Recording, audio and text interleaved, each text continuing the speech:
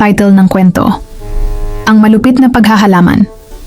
Isang maliit na bayan sa Pilipinas. Sa likod ng bahay ni Mang Juan, nandoon ang kanyang maliit na hardin. Mga characters: Mang Juan, mahilig sa paghahalaman.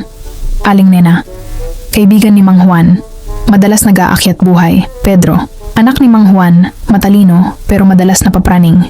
Sa hardin ni Mang Juan ay abala sa pagtatanim ng mga gulay.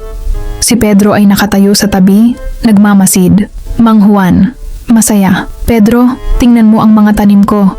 Lahat ay magiging masarap na pagkain. Pedro, may pag-aalinlangan. Opo, tay. Pero bakit parang makikipagsabayan sa akin ang mga tanim? Mukhang tumutubo na sila para makipaglaban sa akin. Mang Juan, tawa. Naku anak, wala silang laban sa'yo. Hindi ka natatakot sa mga gulay, di ba? Dumating si Aling Nena. May dalang basket na puno ng gulay. Aling Nena, sumisigaw. Juan, anong nangyayari sa hardin mo? Para kang naglalaban ng mga gulay dito. Mang Juan, natatawa. Oo nga, Nena, sabi ni Pedro. Nakikipaglaban daw ang mga tanim. Aling Nena, nagbabiro. Baka mas malakas pa ang mga ito kaysa sayo, Pedro. Pedro, nag-iisip. Kung ganun, baka kailangan kong i-transform ang sarili ko. Kumilos ng parang superhero. I am the Vegetable Avenger.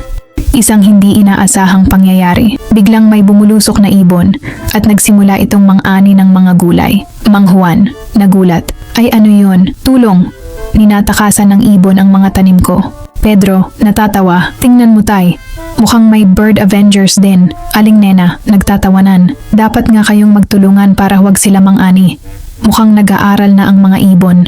Nagtulungan ang tatlo na takutin ang ibon gamit ang mga tambol at pans. Mang Juan, tinutukso ang ibon.